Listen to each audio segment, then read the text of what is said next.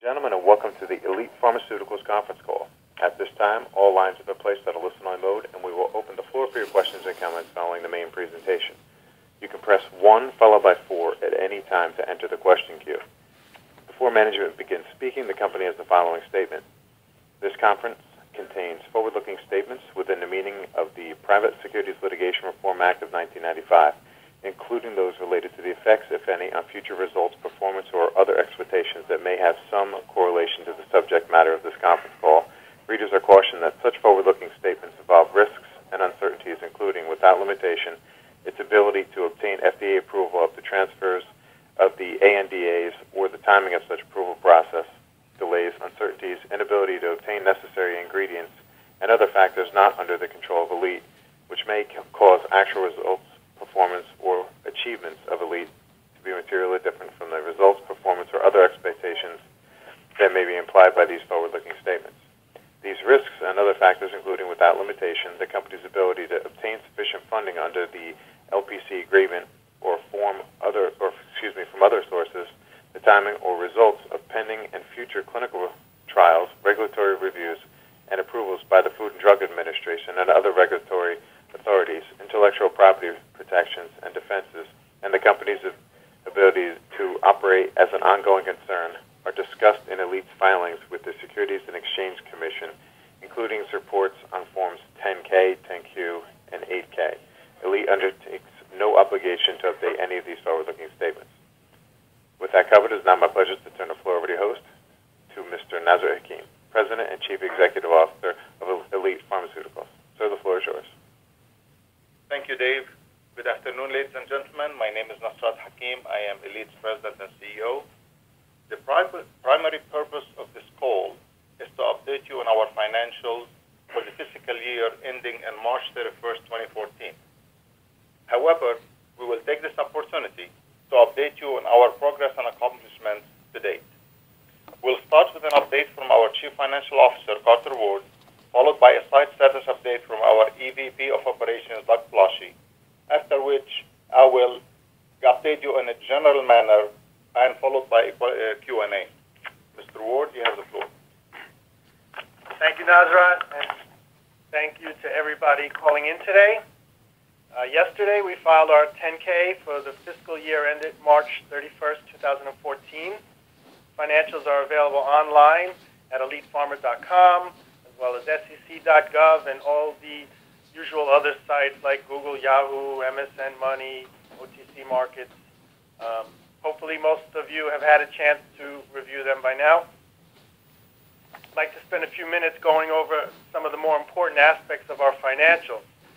Today I'm going to start with something that I have not mentioned before. We've gotten a couple questions and comments since yesterday, so I thought I would start with this area, and that would be the audit opinion.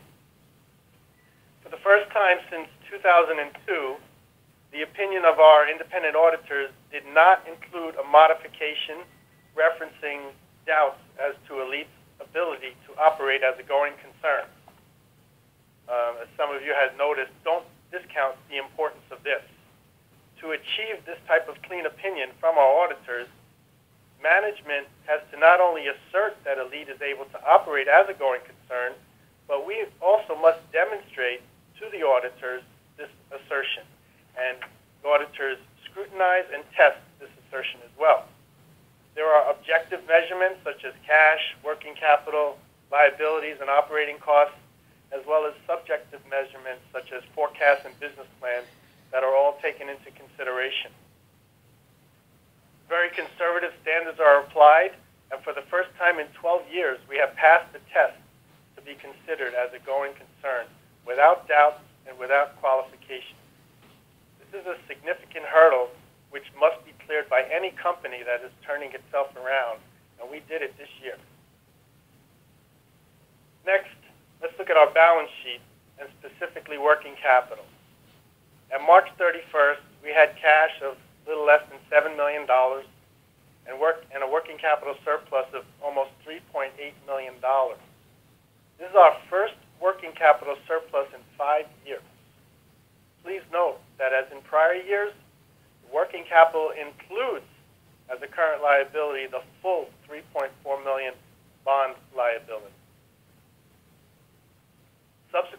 March 31st, we monetized our investment in Novel, received $5 million for an investment that had a book value of $3.3 million. This further enhances our working capital position. Our March 31st balance sheet is by far the strongest one that I have reported in my 5 years as Elite CFO, and it's likely the strongest balance sheet in Elite's history. But working capital surpluses, strong liquidity, there's not something to just be admired. They need to be put to work. That's what's happening here. The most important use of this working capital is to fund the ongoing development of a line of abuse-resistant opioids based on our patents and our pharmacological technology. We spent $4 million on R&D in fiscal 2014. That's quadruple the $1 million that we spent the prior year. These costs will continue, and they will increase as our development activities increase and accelerate. Nasrat will have a lot more to say on this, but we have already passed one bioequivalent study. We've initiated another. We have human trials in process. Product development activities are ongoing, and they're increasing, and we're expecting to file our first abuse-resistant opioid product by the end of this year. In addition, we have been investing in the expansion and upgrade of our manufacturing facility. During fiscal 2014, we invested more than $500,000 in our facility, and we continue to spend to upgrade and improve the facility.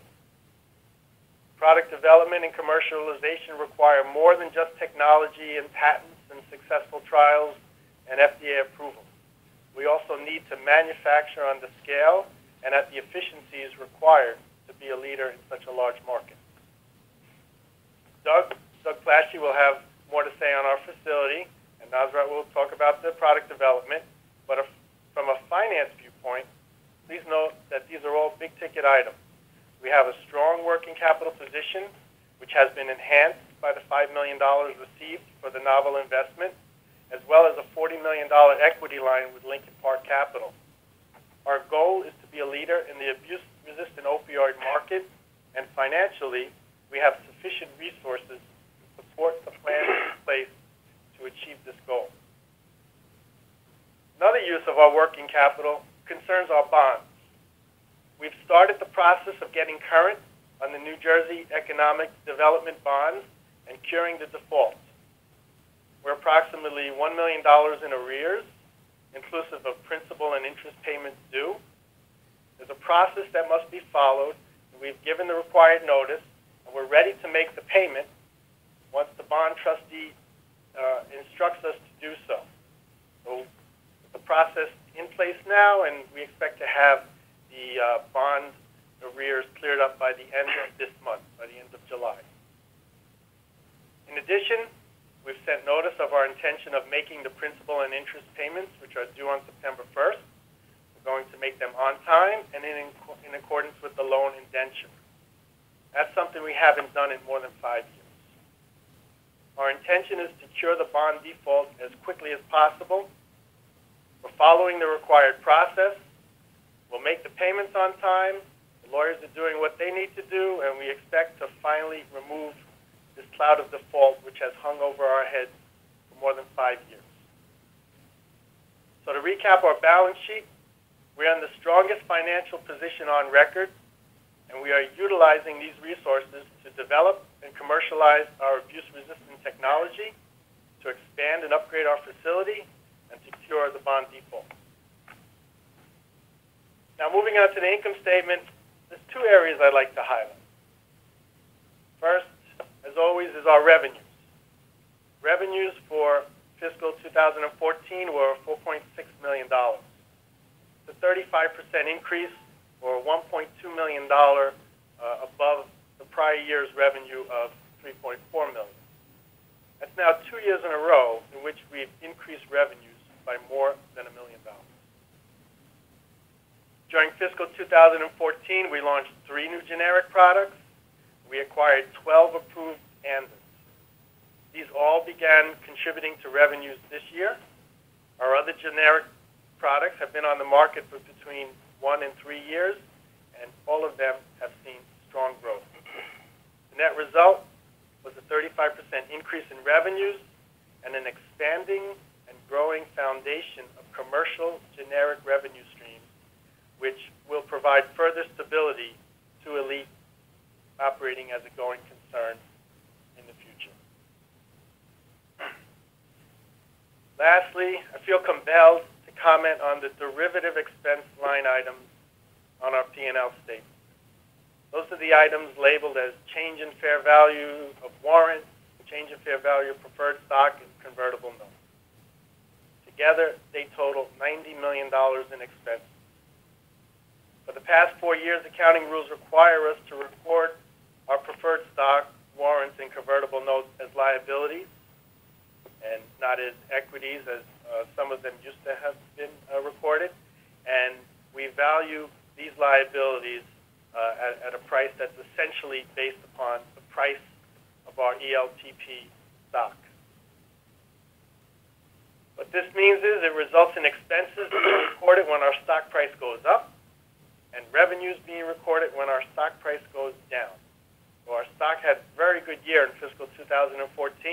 We went from less than 8 cents in March of 2013 to 41 cents as of March 2014. Everybody's happy about that, and we're doing all we can to add even more value to Elite. But when this happens, it meant we had to book $90 million in expenses. Now, please note, these expenses will never require any payments of cash. And if the stock price goes down, we have to record revenues. We will also never receive any payments in cash. These are all just book entries. Finally, I want to say that today marks my 5th anniversary as Elite CFO. It started July 1st, 5 years ago today. The difference between today and my first day at Elite could not be any greater. 5 years ago, I joined an Elite that had 11 employees with a directive to manage scant resources to ensure continued operations, to manage the bond default as best as I could, and be the finance part of a management team tasked with commercializing our groundbreaking technology. Now, 5 years later, there aren't 11 of us, there's 39 of us. We have a working capital surplus, resolution of the bond default is within our grasp, and the entire Elite team, led by Nasrat Hakim, is on schedule to file our first abuse-resistant product this year, with more to follow. Fiscal 2014 has truly been the year of Elite's turnaround. Can't believe it's been 5 years, but it has been time well spent. Now, our Executive Vice President, Mr. Douglas Plashy, will give an operations update. Doug? Yes. Good afternoon. I will be briefer than Carter. Since my last update in February, we've continued to focus on improving really all areas of operations, production, laboratory facilities, equipment, to support both the commercial and the R&D business.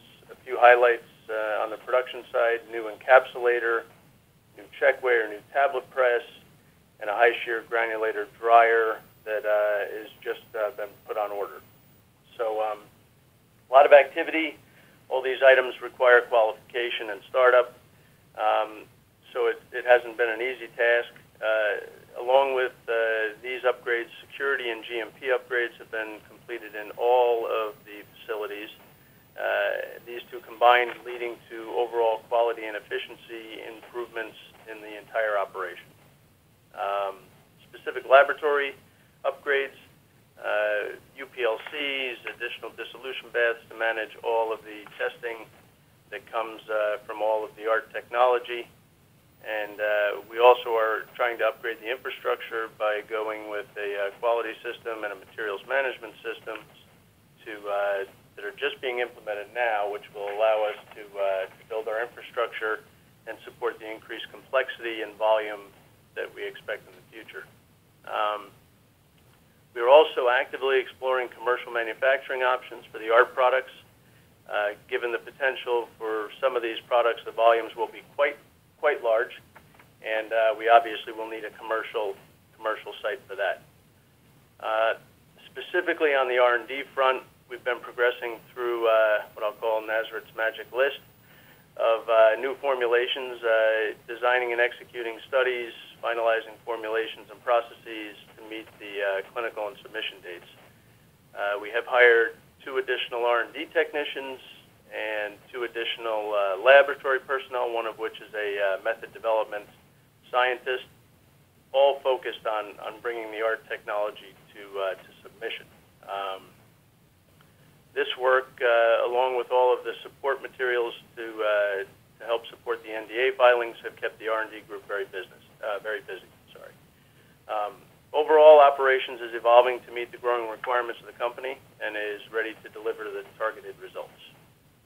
That's all I have. Thank you, Doug. Good afternoon again, ladies and gentlemen. I'll start with a few comments on Elite's finances. Then I'll update you on Elite's clinical trials, and then on the generic products. Since I joined Elite, our financial stability has improved greatly. Previously, due to losses and limited cash, Elite was required to be listed as going concern, as Carter stated. Elite is no longer listed as such, and our balance sheet is very strong. That is due to several factors, including our revenues that are coming from our products are up, and they are higher than ever been before. A nice $5 million cash infusion from the Novel agreement, and our Lincoln Park deal. We already announced the Novel agreement. Our investment in Novel was initially 9.8%. The day we settled, it was 3.55% due to dilution that the company issued to the stockholders, to management, to the employees. So when we received the $5 million in exchange for our shares, we thought definitely that is a fair value. It's a fair price, and more importantly, this money is most valuable when we invested in the development and commercialization of Elite abuse deterrent products. This is why I have pushed for this deal from day one, and I am very happy that it is concluded. A comment on the bond. Elite has always paid the interest on the bond. Okay? We were in default with the principal, and now we have reached out, and we have been working with Carter and the lawyers to reach out to the trustee to pay what we're late on, which is in the neighborhood of about $1 million. This has been a top priority of mine from day one. We've initiated the process to make our bond current for the building on 165, and we will be successful very soon. Based on the process that the bank and the lawyer said, it may take us a few months. We're hoping to conclude this by the end of the summer or shortly thereafter. Our clinical trials have been going very well. We have a lot of active projects going on. I will update you on 3 of them. We continue to make tremendous progress in the development of the abuse deterrent technology.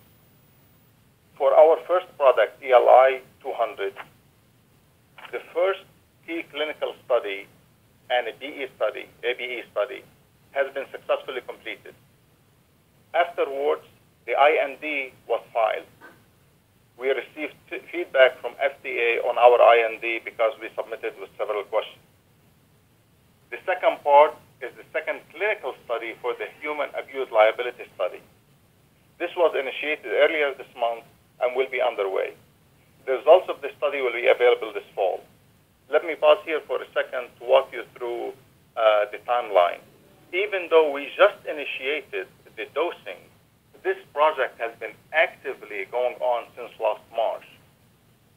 In order for us to move forward with the human anti-abuse studies, we had to first file the IND, wait 30 days, give the FDA 30 days to make sure they respond to it. After that, we have to write protocols, get narcotics across the border to Canada where we're conducting the study, get them to write the protocol there, submit it to their regulatory agency similar to the FDA, get feedback from that, send it also to our FDA, make sure the patients our subjects are protected, and then finally get to the dosing. So this process has been going on for months right now. We say it was initiated now because the dosing started now. The third part of this study vitro laboratory study. That is a Category 1 FDA requirement, and that is also an extremely involved process. We received comments from FDA on how we should proceed or which parts we should cover in this study. We contracted with an entity, with a consulting firm that works very closely with FDA and has a lot of experience on the subject. They are writing the protocol that we're executing and working with us on weekly, if not daily basis. We've hired a scientist who is dedicated to help us out internally with doing some of the testing, and a consultant that is doing the same. We hope that the results will be available also by early fall. We are on track to file by year's end, again, barring no more FDA requirements. The FDA has been very positive in the comments they've sent us, but definitely at the end of the day, when they see the totality of everything, they'll make the final decision. For our second product, ELI-202, the first key clinical study is underway. Final results are not now available, but I am hoping that we'll be there for our next investor call. We also initiated the in vitro lab study that I just described, where we do all the testing in laboratories to see if people could, using chemicals, abuse our product, or what are the limitations of our product in case somebody intended to abuse it. This, for ELI-202, is also ongoing, and hopefully we'll have results for that by this fall. For our third product, an extended release oxy, Elite completed the successful pilot in December, and I will update you on the next step in our next conference call. I continue to talk to several potential partners and licensees. There is tremendously high interest out there in our company and our product. As I've discussed before, we will wait for the right time and for the right partners. The further Elite takes these products on her own, the higher the value to the stockholders will be. Our generic products are moving forward. I will first start my update with the Mika products with isradipine. We received feedback from FDA on isradipine. We are going to manufacture 3 validation lots for each of the strengths before we move forward and release the product, which is standard in the industry. The FDA has been kind. We had a meeting with the center, and from that end, we have no issues. Our issue has been with the API manufacturer. Due to the GDUFA fees, they requested that we pay their fees in order for them to make our product. Then they requested that we pay them for the raw materials that goes into making the raw material for us. And then they requested that we buy the entire lot in one package for them to make profit. Considering that they are the only ones that are filed in our application, we had to do all of this, and that caused some delays. We are now ready to move forward and make the validation lot, and we're hoping to launch later this summer or early fall. Epic is progressing very nicely on their product, and hydroxyzine has already been manufactured and placed on stability. Dantrolene, they are also working on that. And loxapine, they are in negotiations with an API supplier. Finally, I started talking about financials. I'll end with talking about financials. The Lincoln Park Equity line of credit has been excellent for us. The first one set the stage for us to raise enough money to do all the clinical trials we're talking about right now. And the second one, we have not tapped too much into for 2 simple reasons, really. One, because the stock price is not that high, we think it could be better. And 2, and more importantly, it is because we have enough cash at this time that we don't need to dilute the shareholders any longer. We are open for questions. Dave? Thank you very much, ladies and gentlemen. The floor is now open for questions. If you do have any questions or comments, please press 1-4 on your telephone keypad now. Pressing 1-4 a second time will also remove yourself from the queue should your question be answered. And lastly, we ask that while posing your question, you please pick up your handset listening by speakerphone for optimum sound quality. Again, to ask a question, please push 1-4 now.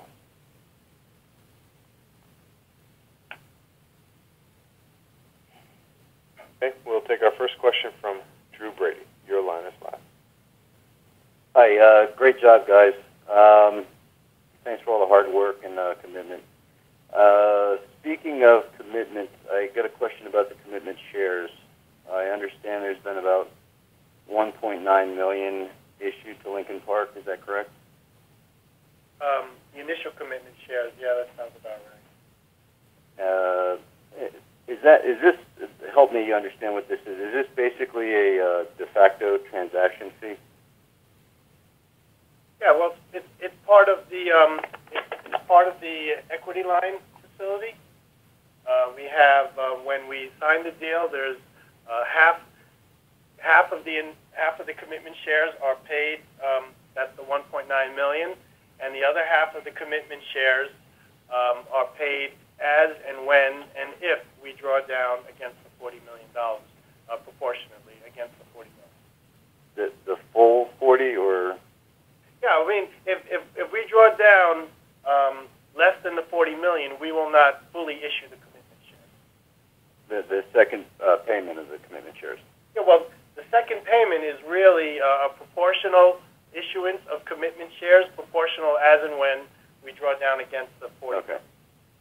And what is the cost? Is that at the share price is at the time of issue? Is that correct? Yeah, well, there's a calculation, but it's essentially that. There's a calculation. There's two types of drawdowns, and the first is called a regular drawdown, a regular tranche, a regular purchase, actually, and that's based upon the lower of the price on the trading price on that specific day, or the average of the three lowest closing prices within the last 10 days. Okay. Okay, and then there's an accelerated drawdown, which is a VWAP-based calculation. All right, thanks. That's all I got. I appreciate it. Thank you. Okay, you're welcome, Drew. Take care. All right.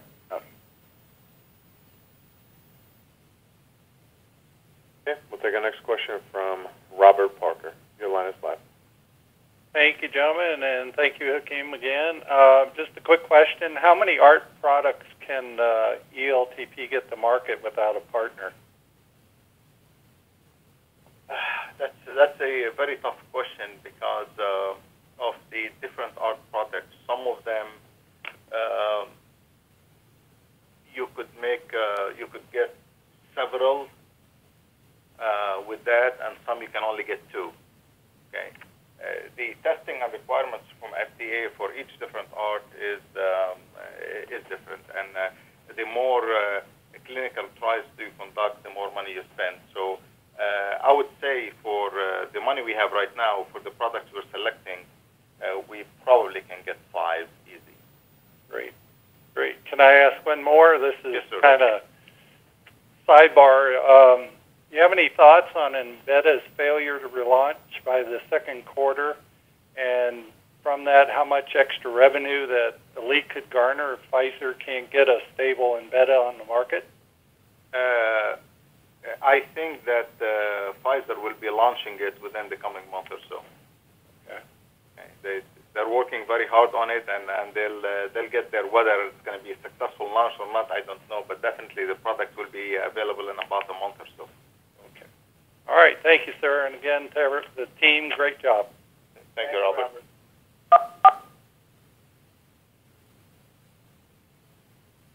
Okay, we'll take our next question from Charles Youngblood. Your line is live. Hello. Thanks for taking my call. I wanted to clarify a couple things. In terms of revenues, this latest quarter, when you break it down, it looks like it was about 1.1 million revenue for the fourth quarter, which was less than year over year and quarter over quarter. I thought there was something that had been passed on that there weren't any milestone payments in this quarter. Is that correct? Is that why there's a disparity there? It was lower than the year over year and quarter over quarter, and I was just wondering what accounted for that. Well, that's exactly it.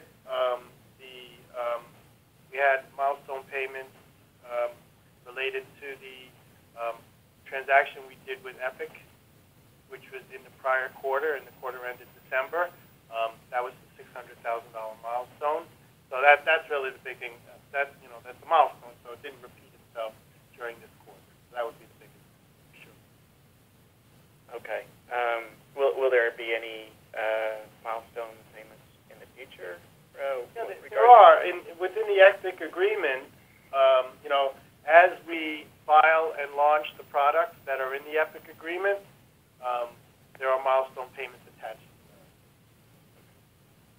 that. There was something that came out today. This is a separate question. I was wondering if I could ask about this. With the Lincoln, the authorization for the 108 million shares. Can you, given all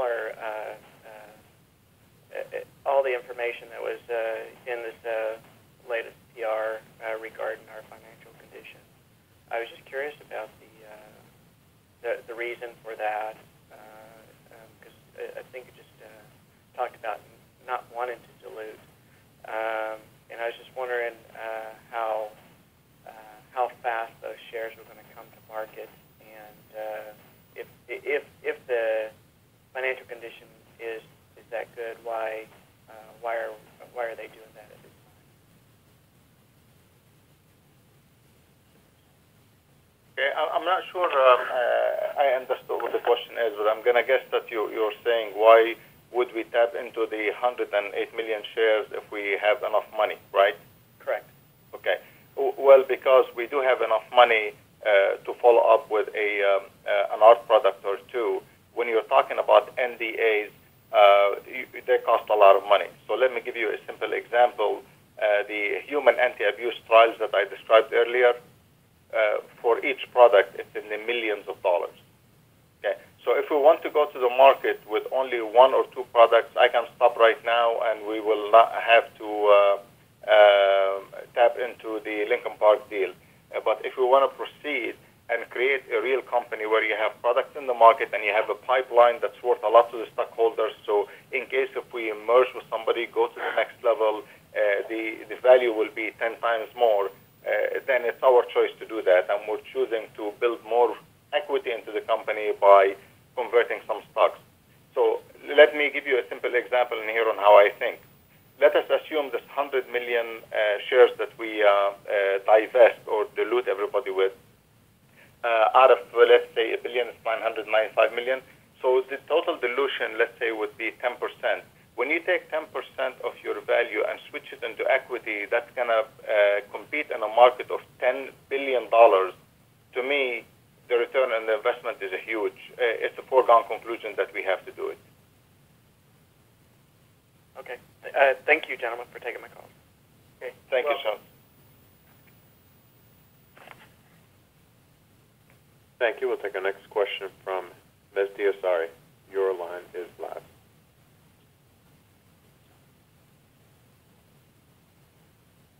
Hello. Oh, yes. Thanks everyone for a great job. Two questions actually I have. I see on our product line is almost over a year. I see we have two undisclosed generic pending FDA approval. Is there any more details you can share with us? That's over a year. I'm not sure when actually we filed them, but they're owned by Elite.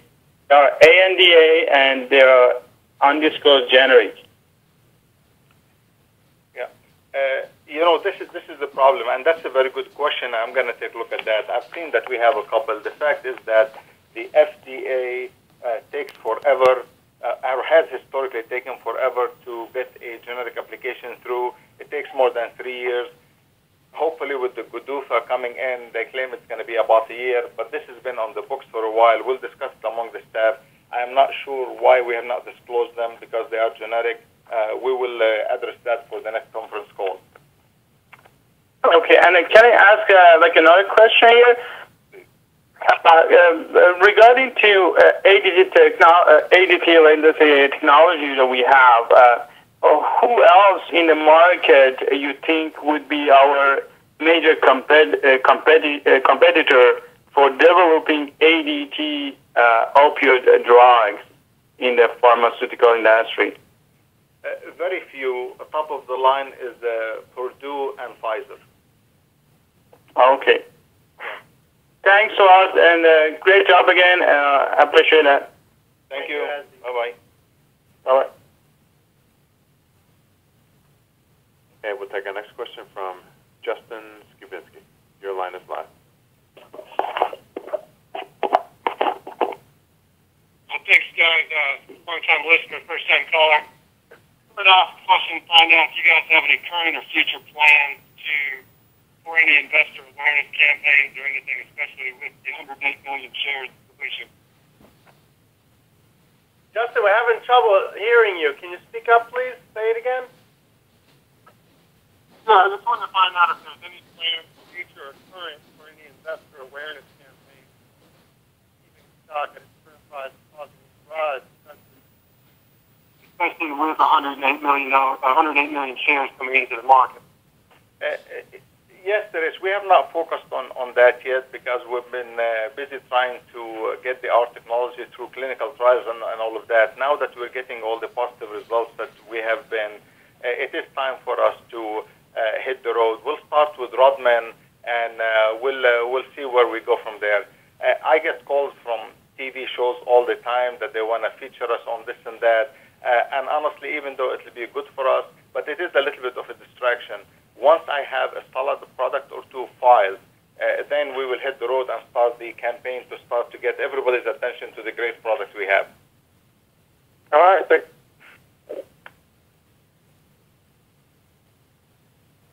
Okay, we'll take our next question from Ronald Gilbert. Your line is live. Yeah, I was wondering on the that vote they had to add more stocks to the company. How many more stocks did they add, and how did that affect the stock price? Well, I mean, we had 690 million previously, and now we have 995 million. So we increased by around 300 million shares in authorized. And how did our stock has been pretty stable since that was in May when that happened, and I don't know exactly how we fluctuated, but we've been right around that 42 cent mark pretty consistently. Right.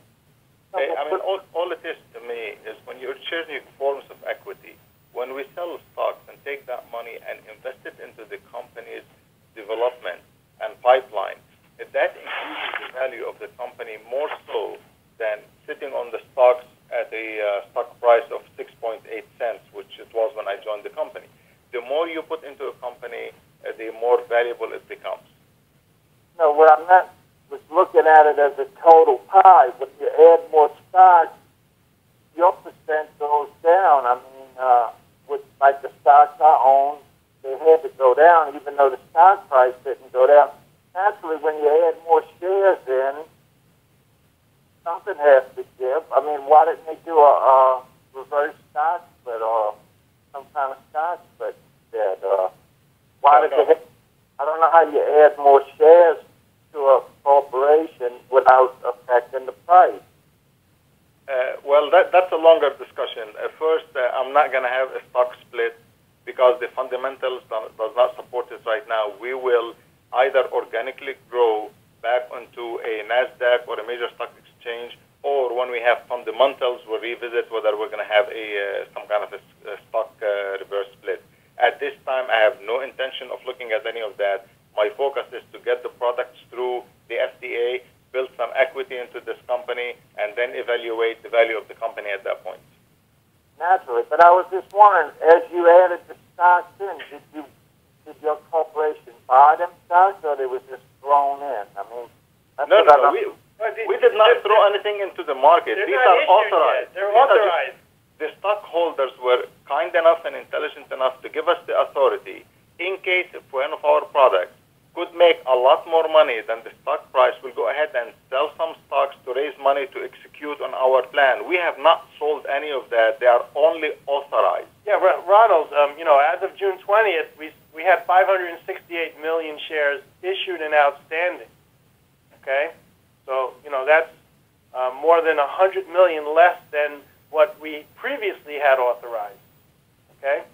So I agree with that moving up. I mean, I missed out. I've been following y'all for about 3 years. I wish I would have got in at 8 cents. I would have made about $90,000. I missed the boat. I got in at like 38. But I'm still doing all right. But I was just concerned if they added more stock in, who paid for the stock, but they're just on reserve. Remember, they're authorized but not yet issued. We're at 568 million actually issued shares. So if they would come into the market, that should make our price go down, huh? No, not necessarily. Not necessarily. You see, when you have a company, Pfizer has 10 times more stocks than we do, and their price is very high. It is not about how many shares you have out of there only. It's about the totality of it. What kind of a pipeline do you have? How many products do you have in the market, or you're going to the market with? All of these are factors in the stock price. When you are commercial, the fundamentals are your PE ratio, the earnings per share, and so on. There is so much to it more than just the number of shares. I understand. I'm just looking at it as a whole pie, and you add making a bigger pie, okay. So my shares would decrease as the pie got bigger. But if the pie got smaller, my shares would increase. That's the analogy I was looking at it as. Yeah, that's one way to look at it, but believe me, that's not the only factor. That's a very small factor in the big picture. Okay, thank you. Thank you. Thank you, Ronald. Okay, we'll take the next question from Mark Ehrlich. Your line is live. Good morning, gentlemen. How are you today? Very good, Mark. How are you? Welcome. Thank you. I just want to say congratulations on a great year for Team Elite, and as a private investor that's been with the company for 5 years, we certainly appreciate all the hard work and effort that Team Elite is putting in for investors and increasing shareholder value for us. Thank you. Thank you. And that being said, why, with everything positive Elite has going on, and I mean everything is pointing the right direction now. I mean, you covered the debt issues, the bonds, and everything, and the art products moving forward. I mean, we're as positive as I've ever seen it.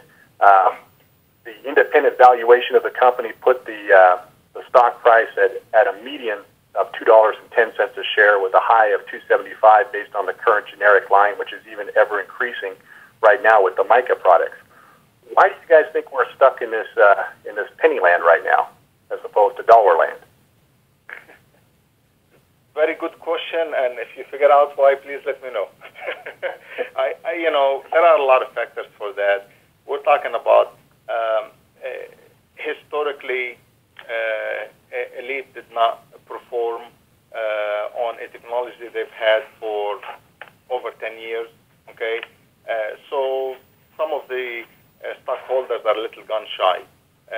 Me personally, before I even joined the company from day one, I told you all in my very first meeting when the stock was only 7 cents or 6.8. If we were an R&D company with what I've seen today, the stock should jump 10 times. And I still stand by that. I think we have a great company. I think our stock is undervalued. But maybe I am biased because I see exactly what we have, and I see the potential for the market. I see what the Congress is asking for. I see what the FDA is asking for, and I see the number of dollars that are associated with this segment that we are in or a part of. There is a lot of money to be made in the future, and when people see that, I think the stock price is going to adjust accordingly. Thank you for that. Do you feel, and just maybe a gut feeling, that there is some type of adverse manipulation on the stock price right now that's kind of trying to hold us in this pattern for whatever reasons? I've shied away from ever talking about that. I do get from my investors relation head and other people some emails about people bashing the company that hang around online at 3 o'clock in the afternoon and 3 in the morning. And somehow they dedicate their life to doing this, and it's hard to believe that a person has that kind of time unless they've been paid for it. So is it true? I really don't know. All I tell you is this: they will not stop us. Nobody can stop us. We're moving forward. We are going to get to our end point, The FDA may come up with something that will ask us for a couple of more tests here and there, delay us by a few months. I hope not, but there is nobody that's going to stop us. We're going into the anti-abuse land within a year or two at the very most. Okay, great. And thank you very much for your time and your continued effort on behalf of the shareholders. Have a great day, guys. Thank you. Thank you, Mark.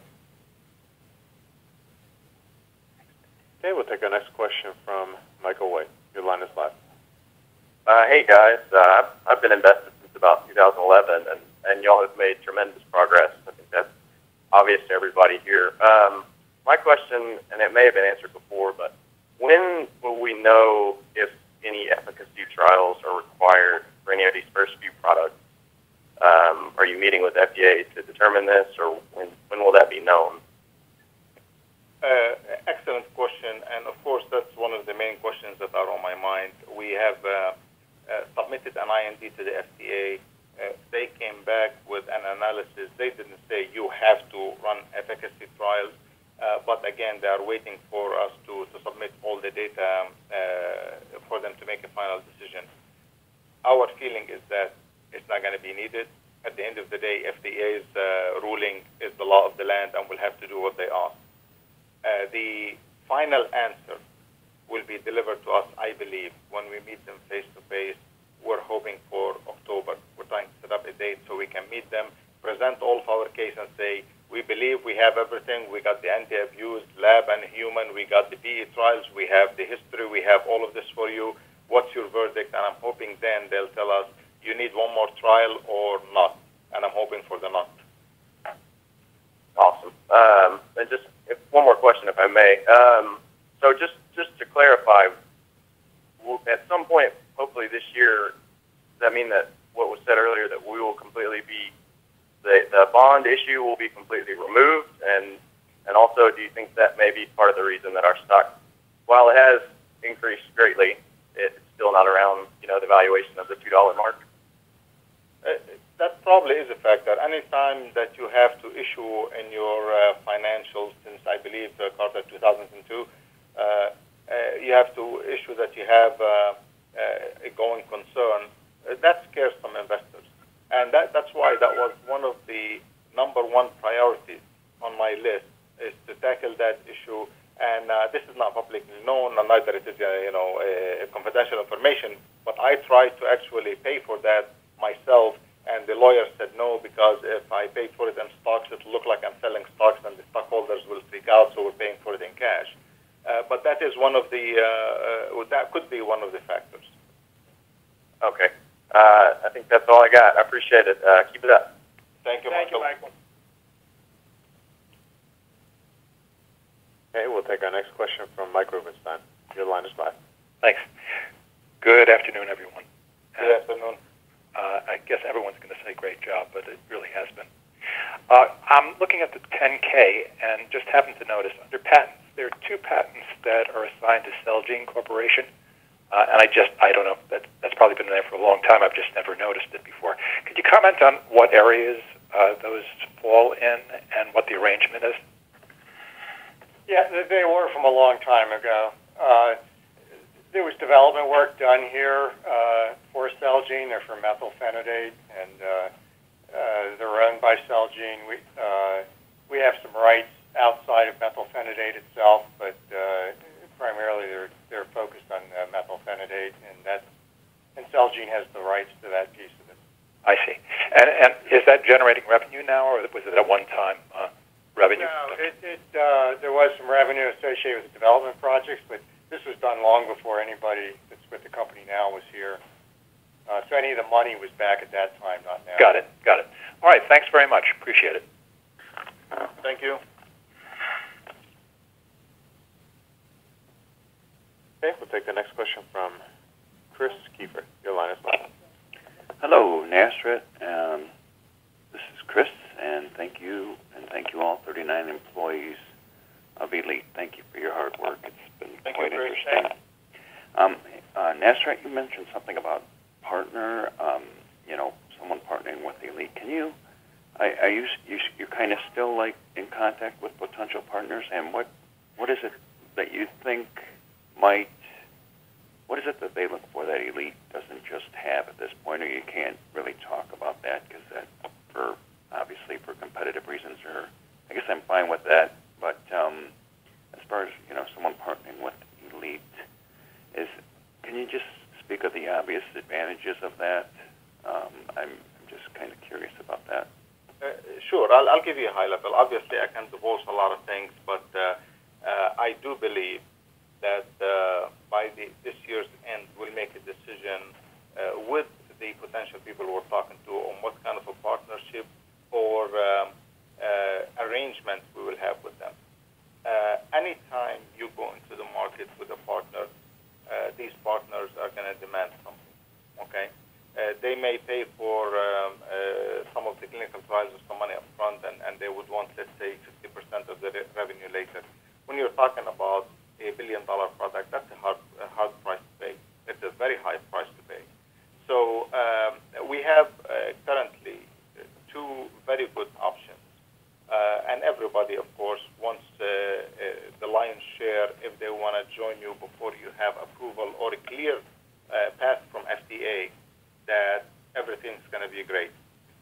And we're not willing to pay that price. I am much more comfortable spending the money we've raised from our revenues, from the arrangement we have with Novel, from Lincoln Park, because it has a lot lesser impact on the stockholders.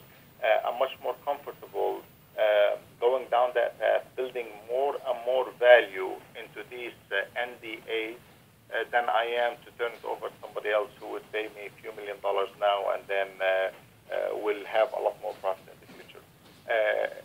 Both of the partners we're talking about today, both of the two front runners, I should say, both of them contacted me. I did not contact them. As a matter of fact, I didn't even know that they had any interest at this time. Okay, so there's a lot of interest out there, and a lot of people are calling. We need to prove this technology once and for all, get the product through the FDA, and after that, when they see here is a product or two and the other 12 are coming, that will seriously give our company value. Okay. Well, thank you very much. Thank you. Keep up the good work, and I am following closely. Thank you, Chris. Appreciate it. Okay. Thank you. Bye-bye.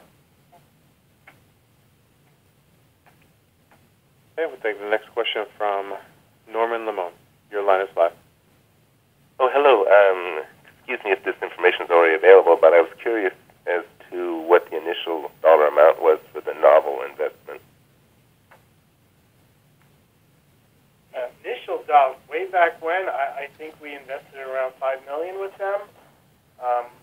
That was some years ago, and but the book value, there were dilutions and write-downs prior to 2009, I believe. So we were looking at a book value of around $3.3 million at the time of the transaction, of the settlement. So you were able to recoup basically the entire initial investment? Yes. Which sounds like a fairly decent result, given all the dilution. I got involved with this when I joined the company, and I discussed this in length with Veripan till we reached the conclusion we reached. My understanding is that we invested $5 million in Novel, and then Veripan and Buddy decided that Veripan should put in $2 million in stocks, which they give him back, and the $2 million in stocks, after that, the company went down to penny stock, and Veripan lost the $2 million. So I do believe initially it's like a 5 plus 2, and because the 2 went down to nothing, it was 5. Novel has been straightforward with us, and they sent us their taxes every year and all of that stuff. However, it's a privately held company, and accordingly, we were not getting a single penny in profit sharing or anything else. And at the end of the day, the valuation of the company was a little tough. Veripan is a very smart man. He owns Novel. He owns Gavas. Somebody else owns the building. He owns something in India. And it got very complicated for us and for him to keep tabs on what's happening. So even though the value was about $3 million, he was kind enough to give us back our original investment of $5 million, and we'll part ways, which we did. Well, it sounds like a great result considering we need the cash right now. So, absolutely. Best of luck and good wishes for the rest of the year. Yeah. Thank you. Thanks, Norman.